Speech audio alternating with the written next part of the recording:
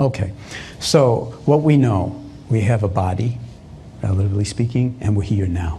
So let's see if we can tune into now for no other reason than just for fun, okay? Just not to get anywhere, to be more relaxed, to become a great meditator, to break through, some problems that you're having, whatever it is, but to just see if you can hold this moment in awareness.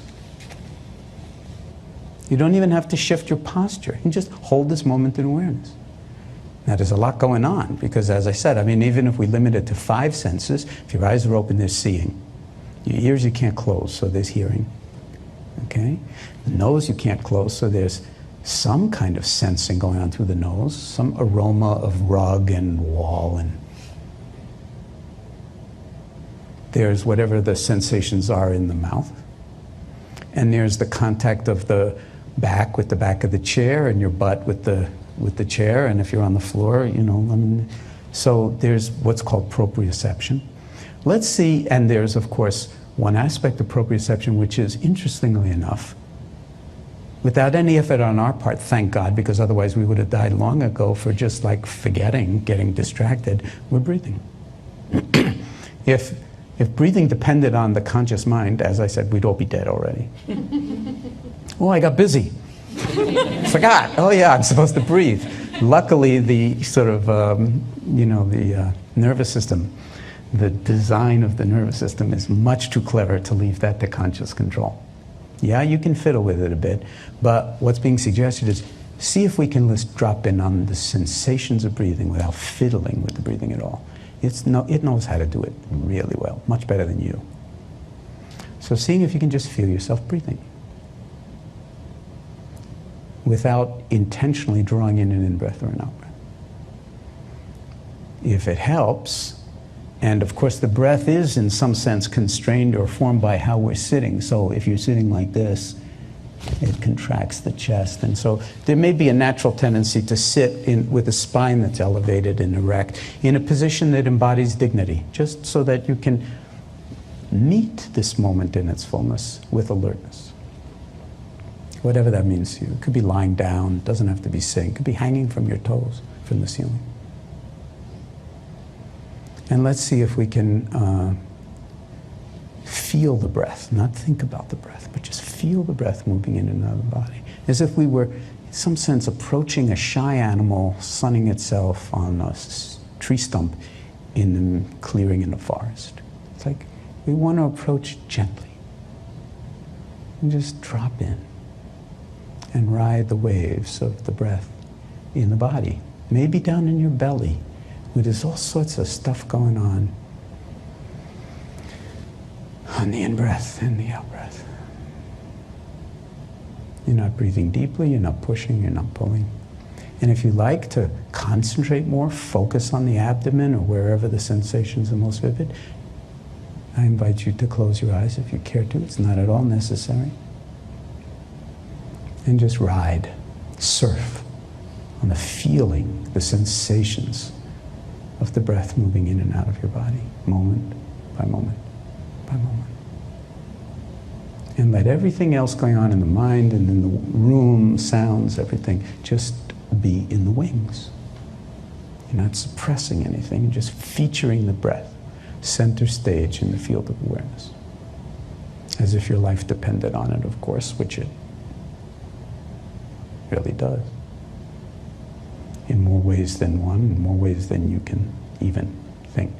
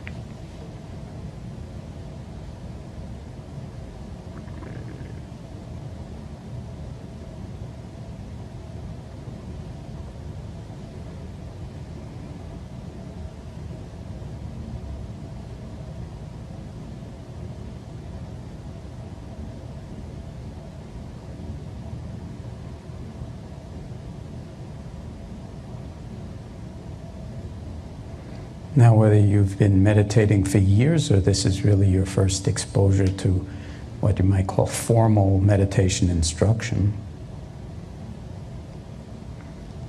it doesn't take long before you realize that having just given yourself this very, very simple assignment to feel the breath moving in and out of the body and resting in that awareness, attending to the sensations, that the mind kind of has a life of its own, and it won't just stay on the belly or the nostrils or wherever you're following the breath. And it'll start commenting on your experience. Like maybe you're already wishing you hadn't come and looking for a graceful way to get towards the exit while our eyes are closed. Or that this is stupid and boring, and how could this tap into anything useful?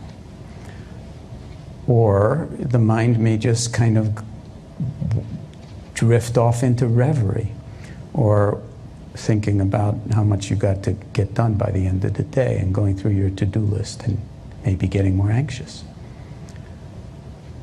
Or feeling so happy you're here that you don't want to go back to work and thinking you'll take the rest of the day off. Or whatever it is, you've lost touch with the breath, that's for sure. So it's important that you know, whether you've been meditating for 50 years or more, or this is your first experience of it, that this is just the way the mind is. It's normal. There's nothing wrong with you. And it's not like, oh, you'll make a bad meditator because your mind is unruly. It's the nature of the mind. It's just like the Pacific Ocean. It waves depending on the atmospheric conditions. But even when it's like at its most tumultuous, if you learn to drop down 20 or 30 feet under the water, there's just gentle calmness, undulation, stillness, and it's always present. And it's the same with the mind. The surface of the mind can be very agitated, embroiled in thought and emotion. But awareness itself is like the depths.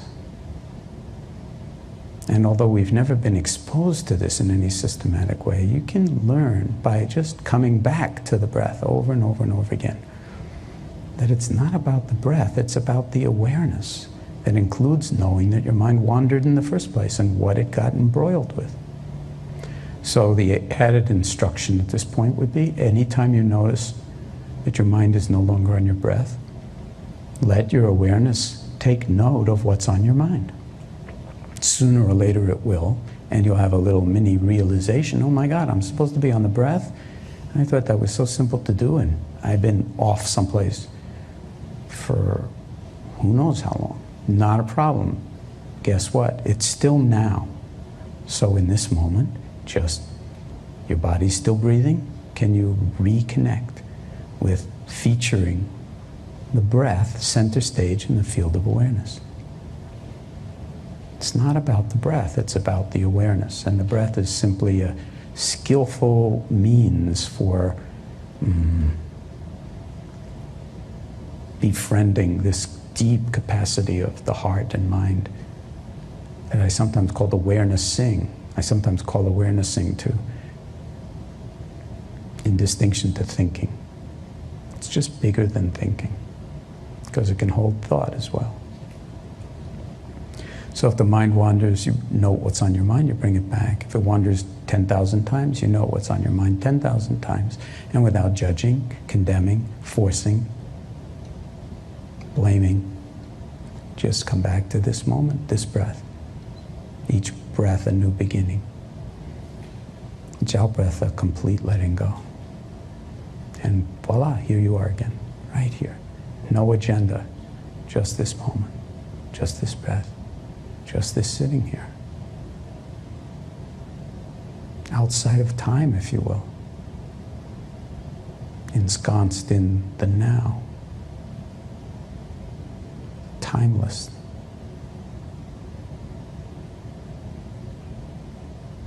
In awareness.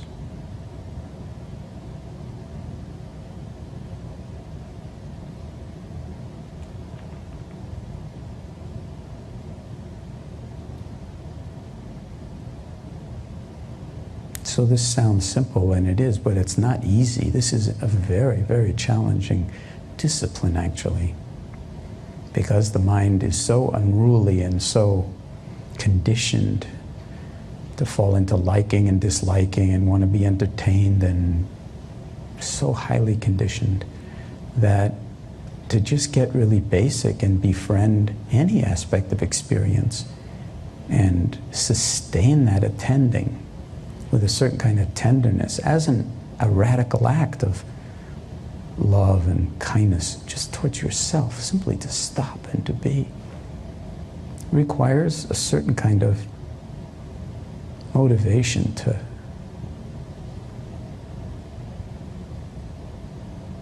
befriend your experience in this way